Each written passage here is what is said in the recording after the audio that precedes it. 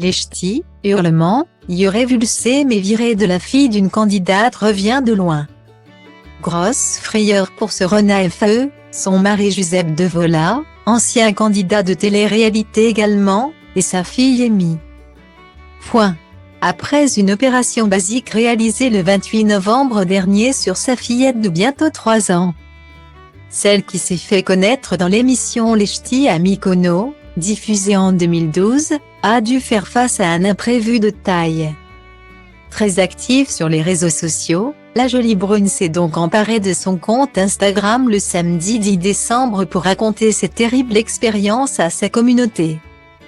Tout partait pourtant d'une simple opération des amygdales. Une opération banale. Réalisée toute l'année sur de nombreux enfants. Mais rapidement, la convalescence a tourné au cauchemar pour la fillette et sa famille. J'ai reçu beaucoup de messages me demandant des explications par rapport à l'opération de ma fille. Il m'a fallu quelques jours afin d'accuser le contre-coup. Amy s'est fait opérer des amygdales le lundi 28 novembre avec végétation et pose des yo-yo. Il faut savoir que ma fille a la maladie Wierbrandt, problème de coagulation. L'opération se passe bien, la chirurgienne ORL est juste extraordinaire. La suite l'est moins. A-t-elle commencé en légende d'une sélection de 3 photos où l'on peut apercevoir sa fille dans un lit d'hôpital et visiblement épuisée. Style diva place holdé à 1 et à 1, 8 300 px, minimum et 250 px, at media screen end, minimum 8 990 px, div.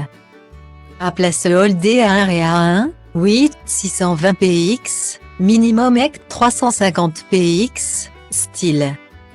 Sans raison apparente, l'état de santé de la petite Amy se dégrade très rapidement. Elle ne boit plus, ne mange plus et devient de plus en plus amorphe. Pour la jeune maman, cette situation est infernale. La nuit du lundi au mardi est chaotique. Elle hurle de douleur. N'est vraiment pas bien, le mardi ma fille se dégrade ne buvant toujours pas et ne mangeant toujours pas. Le mardi après-midi son état se dégrade encore. Elle a les yeux qui se révulsent. Elle est très mal, transparente voire grise. On ne la reconnaît pas, témoigne-t-elle avec douleur. Trop c'est trop, la jeune maman tire la sonnette d'alarme et finit par obtenir des médecins qu'ils fassent des examens plus poussés. Le verdict est sans appel. Ils doivent la réhydrater car Amy est en crise d'acétone et déshydratée. Ça n'est pas tout. Le lendemain, l'assistante pédiatre vient voir ma fille qui ne boit toujours pas et ne mange toujours pas et est toujours en déshydratation et crise d'acétone. Mais malgré cela, nous sommes virés de l'hôpital, raconte-t-elle avec colère. Scandalisée, Rena FAE a encore du mal à comprendre cette décision hâtive. Alors oui, je sais qu'il y a une épidémie. Je sais qu'il manque des places et du personnel, j'en suis consciente. Mais pourquoi agir avec chaque patient de la manière scolaire? Pourquoi ne pas écouter le patient et ses parents? Pourquoi? J'ai été très déçue de cet hôpital. J'ai vécu une semaine où j'ai très peur pour ma fille, a-t-elle conclu, amère.